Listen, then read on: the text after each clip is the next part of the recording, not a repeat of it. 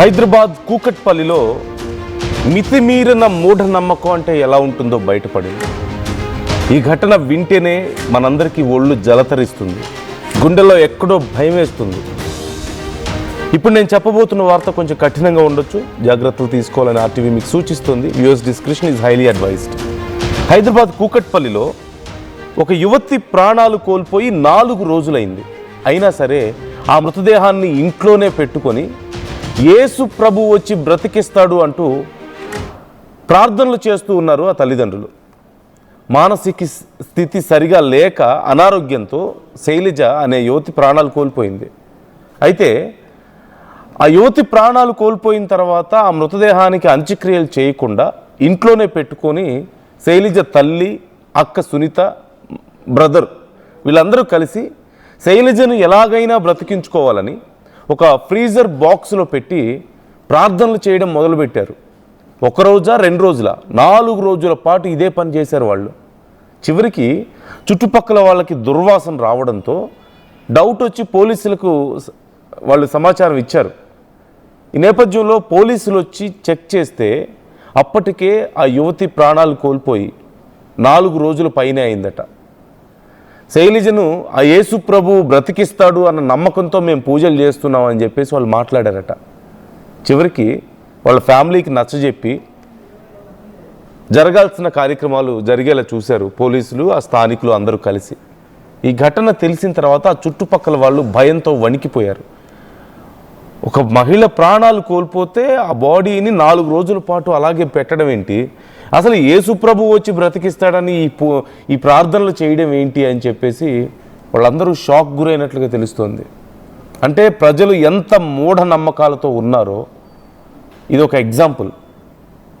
యేసు ప్రభు వచ్చి ఇక ఈ మధ్య రకరకాలుగా వింటున్నాం కదా, ఈ ప్రీచ్ చేసేవాళ్ళు అంటే చెప్పేవాళ్ళు ఎన్నెన్ని దారుణాలు చెప్తున్నారో మనం చూస్తున్నాం. పాపం అమాయక ప్రజలు, తెలియని లోకం తెలియని కొంతమంది ప్రజలు అవి నిజం అనుకొని యేసు ప్రభు వచ్చి వంట చేస్తాడని, యేసు ప్రభు నా అకౌంట్లో డబ్బులు పెంచాడని చెప్పి ఏటీఎంలో నా అకౌంట్లో డబ్బులు లేకపోతే నేను ప్రార్థన చేస్తే డబ్బులు వచ్చాయని కొంతమంది అంటారు, వంట చేస్తున్నారని కొంతమంది అంటారు, నా చేతులు కాళ్ళు సపరేట్గా నరికేసినా సరే అవి తీసుకొచ్చి అతికించాడని చెప్పేసి మరికొంతమంది మాట్లాడతారు. ఇవన్నీ మాట్లాడితే చివరికి ఇలాంటివి కాక ఏం జరుగుతాయి పాపం అమాయక ప్రజలు, తెలియని వాళ్ళు. ఈ అంశానికి సంబంధించి ఆర్టీవీ మీకు డీటెయిల్స్ అందిస్తుంది. గ్రౌండ్ నుంచి ఎక్కడైతే ఘటన జరిగిందో ఆ ప్రాంతం నుంచి అసలు ఏం జరిగింది, స్థానికులు ఏమంటున్నారు, పోలీసులు ఏమంటున్నారు చెప్పే ప్రయత్నం చేస్తుంది. నిర్మల ఉన్నారు మా ప్రతినిధి, ఒకసారి డీటెయిల్స్ చూద్దాం. ఓకే, ఇప్పుడు ఒక 3 రోజులుగా కూడా మరి కూకట్పల్లిలోని వివేకానంద నగర్లో జరిగినటువంటి సంఘటన మాత్రం చాలా హాట్ టాపిక్గా మారింది. ఈ విషయం సోషల్ మీడియాలో కూడా తెగ వైరల్ అవుతుందన్న విషయం అందరికీ తెలిసిందే. ఎందుకంటే ఒక మహిళ మృతి చెందిన తర్వాత 4 రోజులు ఇంట్లోనే పెట్టుకొని లోపల నుంచి లాక్ చేసుకొని మరి వాళ్ళు ఏం చేశారు అనే కోణంలో కూడా అసలు ఏంటి మిస్టరీ అంటే ఒక్కొక్క విధంగా ఒక్కొక్క రకంగా ఒక్కొక్క ఛానల్లో ఒక్కొక్క విధంగా వార్తలు వినిపిస్తూ ఉన్నాయి. ఆత్మహత్య అంటున్నారు, ఏదేదో అంటున్నారు. కానీ ఇక్కడికి వచ్చి తీరా చూస్తే ఏంటి అంటే కూడా ఇక్కడ బిల్డింగ్లో ఉన్న వాళ్ళు కాలనీ వాసులు ఆఫ్ ది రికార్డ్ చెప్పే విషయాలు కూడా ఏంటంటే కూడా వాళ్ళు ఇచ్చే సమాచారం మేరకు ఎటువంటి ఇది లేదు. వాళ్ళకు ఏంటంటే 2 అక్క చెల్లెలు, తన మదరు, తన బ్రదరు. అంటే చనిపోయిన ఆమె పేరు శైలజ. మరి శైలజ 40 సంవత్సరాలు ఉంది. తను ఎందుకు ఇలా అయ్యింది, అసలు ఏం జరిగింది అనే కోణంలో చూసినట్లయితే కూడా గత కొన్ని సంవత్సరాలుగా కూడా శైలజకి మానసిక ఒక మెంటల్ కండిషన్ సరిగ్గా లేక తను ఎర్రగడ్డ హాస్పిటల్లో కూడా జాయిన్ చేసుకోవడం జరిగింది. కొన్ని రోజులు అక్కడ ట్రీట్మెంట్ చేసుకోవడం జరిగింది. ఇటు శైలజని ఎక్కువ రోజులు పెట్టుకున్నారు. అటు తీరా చూస్తే శైలజ అక్క ఎవరైతే ఉన్నారో సునీత, తనకు కూడా కొంచెం మానసిక వ్యాధి ఉంది అనేది తెలుస్తూ ఉంది. తను కూడా మెంటల్ కండిషన్ సరిగా లేక తనను కూడా ఎర్రగడ్డ హాస్పిటల్లో జాయిన్ చేయడం జరిగింది. గవర్నమెంట్ సర్టిఫికెట్ కూడా ఉంది అని అంటున్నారు. అవి కూడా మనం చూపించే ప్రయత్నం చేద్దాం. తర్వాత అవన్నీ కూడా ఎవిడెన్స్ తీసుకొని మీ ముందు పెట్టే ప్రయత్నం అయితే చేస్తాము. అయితే ఈ విషయం కూడా ఇద్దరికి మెంటల్గా కొంచెము కండిషన్ బాగలేక వాళ్ళని ఎర్రగడ్డ హాస్పిటల్లో కూడా ట్రీట్మెంట్ చేయించడం కూడా జరిగింది అని తెలుస్తూ ఉంది. ఇటు మదరు, బ్రదరు అందరు కూడా 4 ఒకే ఫ్యామిలీ. ఫాదరు గత ఒక 6 years బ్యాక్ కూడా తను చనిపోయినట్టుగా కూడా తెలుస్తూ ఉంది. అయితే వీళ్ళకి ఏంటి సమస్య ఎందుకు ఇలా అయ్యారు వీళ్ళు అంటే కూడా ఇగో ఇదే బిల్డింగు వాళ్ళది, ఈ బిల్డింగ్లోనే వాళ్ళు ఉంటారు, ఈ అపార్ట్మెంట్లోనే 3rd ఫ్లోర్లో ఉంటారు. యాక్చువల్గా ఆ 3rd ఫ్లోర్లో నివాసం ఉంటున్నారు కాబట్టి ఆ 3rd ఫ్లోర్లోనే 3 రోజులు కూడా అందులోనే ఉంచడం జరిగింది. మరి ఆమెని అంటే ఎందుకు అనే విషయానికి వస్తే కూడా వాళ్ళు క్రిస్టియన్స్ అని తెలుస్తూ ఉంది. వాళ్ళు క్రిస్టియన్స్ కాబట్టి యేసు ప్రభువు చనిపోయి 3వ రోజు ఆయన మళ్ళీ తిరిగి బ్రతికాడు కాబట్టి నా కూతురు కూడా మళ్ళీ బతుకుతుంది అని చెప్పేసి ఆ తల్లి రామ్దేవ్ హాస్పిటల్లో ట్రీట్మెంట్ తీసుకుంటూ ప్రాణాలు కోల్పోయినటువంటి శైలజని ఇక్కడికి తీసుకురావడం జరిగింది రాత్రి సమయంలో అని కూడా తెలుస్తూ ఉంది. ఆ రాత్రి సమయంలో తీసుకొచ్చిన తర్వాత అంటే ఇక్కడ తనని ఒక బెడ్షీట్లో మూట కట్టుకొని తనని తీసుకురావడం కూడా ఆ మూటను మోసుకొని వెళ్ళడం జరిగింది అని తెలుస్తుంది పైనకి. అదే మెట్ల మీదకి వెళ్ళి మనకు మెట్లు కనిపిస్తూ ఉన్నాయి కదా, అక్కడ మెట్లయితే ఆ మెట్ల మించి వెళ్ళే మరి 3rd ఫ్లోర్ వరకు కూడా తనను శైలజ మృతదేహాన్ని అయితే తీసుకెళ్లడం కూడా జరిగింది. కానీ ఆ టైంలో ఎవరు గమనించలేని పరిస్థితి కూడా అయింది కాబట్టి ఎవరికి తెలియలేకపోయింది. అయితే ఇక్కడ ఫ్రీజర్ బాక్స్ కూడా నైట్ టైంలో వాచ్మెన్ ఇంట్లో నిద్రిస్తున్న సమయంలో తీసుకెళ్లడంతో వాచ్మెన్ కూడా గమనించలేకపోయాడు అనేది తెలుస్తూ ఉంది. అయితే ఈ ఫ్రీజర్ బాక్స్ తీసుకెళ్ళిపోయి మరి పైన 2 రోజులు గడిచినప్పటికీ 2వ రోజు అయిపోయి 3వ రోజు వచ్చేసరికి అప్పుడు స్మెల్ రావడంతో పక్కన వాళ్ళు గమనించేసి ఏం జరుగుతుంది అనే కోణంలో చూసినప్పటికీ ఇక్కడ మెయింటెనెన్స్ ఎవరైతే చేస్తున్నారో అపార్ట్మెంట్లో సెక్రటరీ అంటూ ఉంటారు కదా, వాళ్ళు వెళ్ళి అడగడంతో కూడా ఇక్కడే అంటే మా పాప ఇలా ప్రాణాలు కోల్పోయింది అని చెప్పేసి మరి ఎందుకు దాన సంస్కారాలు చేయకుండా ఇలా పెట్టారు అని అడిగినప్పటికీ కూడా అవును జీసస్ ఉన్నాడు, మా జీసస్ బతికిస్తాడు మళ్ళీ అని చెప్పేసి ఆ తల్లి సమాధానము, అక్క సమాధానము, బ్రదర్ సమాధానము, జీసస్ బ్రతికిస్తాడు కాబట్టి మేము ప్రార్థనలు చేస్తూ జీసస్ను మేము భజనలు చేస్తూ కూర్చున్నాము, మేము ఫ్రీజర్ బాక్స్లోనే పెట్టాం కదా మీకేంటి ప్రాబ్లము అని చెప్పేసి చెప్పినటువంటి సమాధానము అందరినీ ఆశ్చర్యపరుస్తుందని చెప్పుకోవచ్చు. ఎందుకంటే ఒక మనిషికి జీవన్ మరణాలు అనేటివి అవి కేవలము దేవుడి చేతుల్లో ఉంటాయి, ప్రకృతి మహిమ అని అంటూ ఉంటారు కదా, అలాంటిది జీసస్ బతికిస్తాడు అని చెప్పేసి ప్రార్థనలు చేసుకుంటూ కూర్చున్నాము అంటే ఇది ఎంతవరకు సమంజసము అనేది ఇప్పుడు చర్చనీయాంశంగా కూడా మారిందని చెప్పుకోవచ్చు.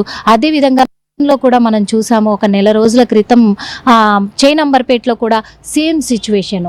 16 సంవత్సరాలు ఉన్న ఒక పాప, తల్లి, తండ్రి ముగ్గురు కూడా బలవన్మరణానికి పాల్పడ్డారు. మనకు తెలుసు హాల్లో ఒకరు, కిచెన్ రూమ్లో ఒకరు, బెడ్రూమ్లో ఒకరు బలవన్మరణానికి పాల్పడ్డారు. ఒక సూసైడ్ నోట్ రాయడం కూడా అది సోషల్ మీడియాలో తెగ వైరల్ అయిపోయి అందరినీ ఆశ్చర్యానికి గురి చేసింది. దేవుడు పిలుస్తున్నాడు, దేవుడి దగ్గరికి మేము వెళ్తున్నాము, ఆ దేవుడు పరలోకమందు ఉంటాడు కాబట్టి ఆయన దగ్గరికి మేము వెళ్ళిపోతున్నాము, ఆయనే మమ్మల్ని పిలిచాడు అని వాళ్ళు ఒక సూసైడ్ లెటర్ కూడా రాయడం జరిగింది. ఇంకా మనం చూసుకున్నట్లయితే 3 నెలల క్రితం కూడా మనకు రామంతపూర్ ప్రాంతంలో కూడా ఒక సంఘటన ఇలాంటిదే చోటు చేసుకుంది. 2 కూతుర్లు, వాళ్ళు దాదాపు ఒక్కొక్కరు 30-35 సంవత్సరాలు ఉన్న కూతుర్లు తన తల్లి ప్రాణాలు కోల్పోతే 8 రోజులు ఇంట్లో పెట్టుకొని బయటికి తెలియకుండా వాళ్ళు కూడా డోర్ లాక్ చేసుకొని ఆ దహన సంస్కారాలకు డబ్బులు లేవు అని చెప్పేసి కూడా ఆ ఇంట్లో పెట్టుకున్నట్టుగా కూడా మనము అది కూడా ఎంతో వైరల్ అయిపోయింది. అదే కాకుండా అసలు ఇలాంటి న్యూస్లు చూసి కూడా చాలా భయభ్రాంతులకు గురవుతున్నారు. ఏంటి రోజుల తరబడి ఇండ్లల్లో పెట్టుకోవడం ఏంటి? అదే కోణంలో ఈరోజు వివేకానంద నగర్లో జరిగింది. ఇదే వివేకానంద నగర్ కాలనీ చూస్తున్నాం కదా, ఈ బిల్డింగ్లోనే జరిగింది. అదేవిధంగా ఆ శైలజ అనే యువతిని తీసుకొచ్చి 4 రోజులుగా కూడా ఇందులో పెట్టుకోవడంతో ఇక్కడున్న స్థానికులందరూ కూడా గమనించి ప్రశ్నించడంతో వాళ్ళు ఇచ్చిన సమాధానాన్ని ఇప్పుడు చాలా అంటే చాలా ఆశ్చర్యానికి గురి చేసిన సమాధానం అనుకోవచ్చు. ఇక్కడ ఎవరితో మాట్లాడరు అని చెప్పేసి ఇంట్లో వాళ్ళు చెప్తూ ఉన్నారు. మాతో ఎవరితో మాట్లాడరు వాళ్ళు సరిగ్గా, ఎందుకంటే వాళ్ళే స్టార్టింగ్ నుంచి ఉన్నారు, మేమే ఈ మధ్య వచ్చిన వాళ్ళము, అయినప్పటికీ కూడా వాళ్ళు ఎవరితో పలకరించరు, మాట్లాడరు. కొంచెం మెంటల్డ్గా వాళ్ళు మతిస్థిమితం అనేది సరిగ్గా ఉండకపోవడంతో కూడా వాళ్ళు వాళ్ళని ఎవరిని పలకరించము అని చెప్పేసి చెప్తూ ఉన్నారు. అదే కాకుండా మరి ఈ జీసస్ లేపుతాడు ప్రాణాలు కోల్పోతే అనేది ఎంతవరకు కరెక్ట్? ఈ మధ్య చూసినాం అంటే ఒక మనిషి ప్రాణాలు కోల్పోవడం పట్ల ఇలాంటి వార్తలు చేయట్లేదు, కాకపోతే ఇది ఎంతవరకు కరెక్ట్ కాదు అనేది ప్రజలు ఆలోచించాలి అనే ఒక కోణంలో ఇక్కడ ఒక మతాన్ని తప్పు పట్టట్లేదు. మనుషులు ఉన్న సమాజంలో ఏం జరుగుతుంది అనే విషయాన్ని తెలియజేయాలనుకుంటున్నాము. ఎందుకు అంటే కూడా 4 రోజులు ఒక మృతదేహాన్ని ఇంట్లో పెట్టుకొని ఉండడము అని అంటే అది ఎంతవరకు కరెక్టు? జీసస్ బ్రతికిస్తాడు అని చెప్పేసి ప్రార్థనలు చేస్తున్నాము అని నమ్మడం ఎంతవరకు కరెక్టు? ఇవన్నీ కూడా దృష్టిలో పెట్టుకొనే ఒక విధంగా మాట్లాడుతున్నాము. వీళ్ళకి ఎలాంటి ప్రాబ్లం లేదు, ఎలాంటి గొడవలు లేవు, ఎలాంటి బలవన్మరణాలకు పాల్పడలేదు. కాకపోతే కేవలము హెల్త్ బాగలేక ఆరోగ్యం బాగలేక అనారోగ్యంతో ప్రాణాలు కోల్పోయినటువంటి మహిళని ఇంట్లో పెట్టుకొని ఇలా జీసస్ బ్రతికిస్తాడు అని అంటే ఏం జరుగుతుంది? ఈ క్రిస్టియన్స్ ఇదిలో అంటే ఒక తప్పు పట్టట్లేదు, తప్పుగా అనుకోవద్దు. ఈ మతాన్ని తప్పు పడుతున్నామా, మనుషుల్ని తప్పు పడుతున్నామా అని కాదు. ఏం నేర్పిస్తున్నారు, ఏం చెప్తున్నారు? ఇప్పుడు ఒక విధంగా చూడాలి అని అంటే కూడా చాలా వరకు క్రిస్టియన్ అంటే బైబిల్ అంటే చాలామందికి గౌరవం ఉంది, కాదనట్లేదు. కానీ దాన్ని ఒక మూర్ఖత్వంగా తీసుకోకూడదు కదా. ఆ మూర్ఖత్వంలో మునిగిపోయి ఉంటే ఎలా? పుట్టినవాడు గిట్టక తప్పదు ఖచ్చితంగా. ఎందుకంటే పుట్టినప్పుడు ప్రతి మనిషికి ఖచ్చితంగా ప్రాణాలు కోల్పోయేది కూడా ఉంది.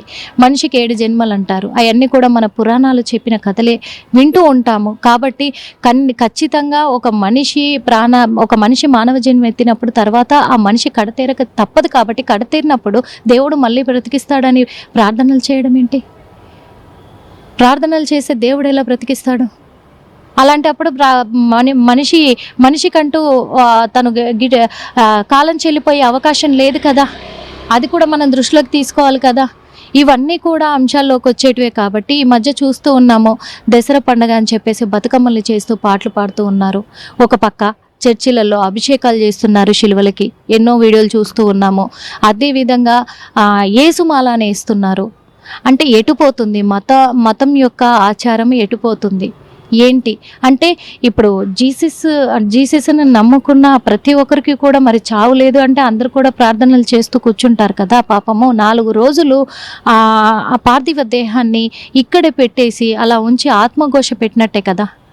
కాకపోతే ఇవన్నీ కూడా ఆలోచించాలి ప్రతి ఒక్కరు కూడా. ఇక్కడ జరిగిన ఘటన అదే.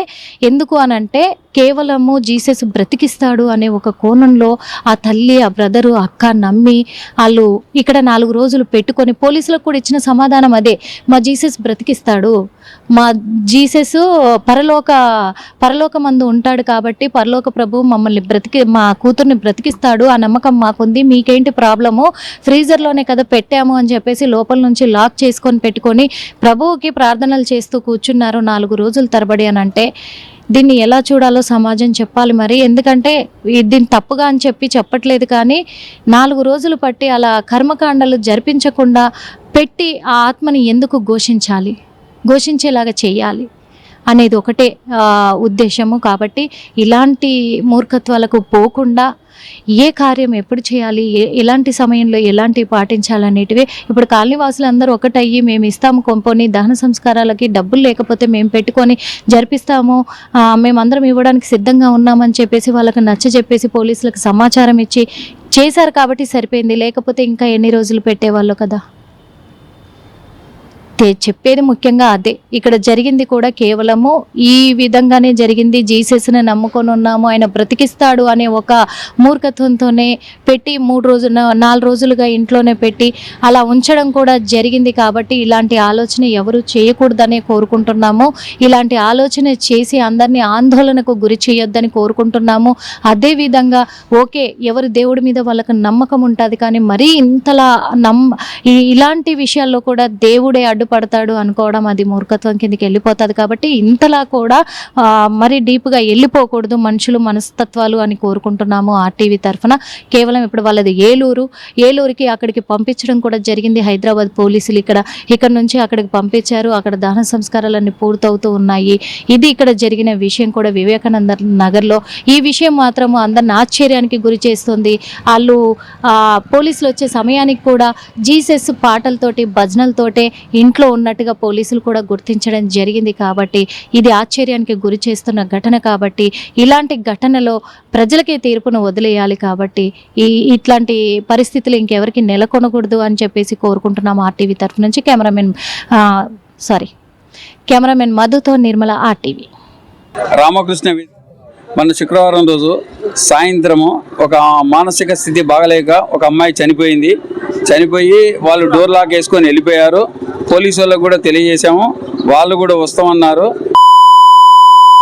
పోలీస్ అధికారులు కానీ మున్సిపల్ అధికారులు కానీ మీడియా ద్వారా తెలియజేస్తున్నాము. రామకృష్ణ వెల్ఫేర్ అసోసియేషన్ అధ్యక్షుడిని పురంధర్ రెడ్డి, రామకృష్ణ స్ట్రీట్లో ఈ విషయం జరిగింది. ఇది మన టీవీ ద్వారా అందరికి తెలియజేస్తున్నాం.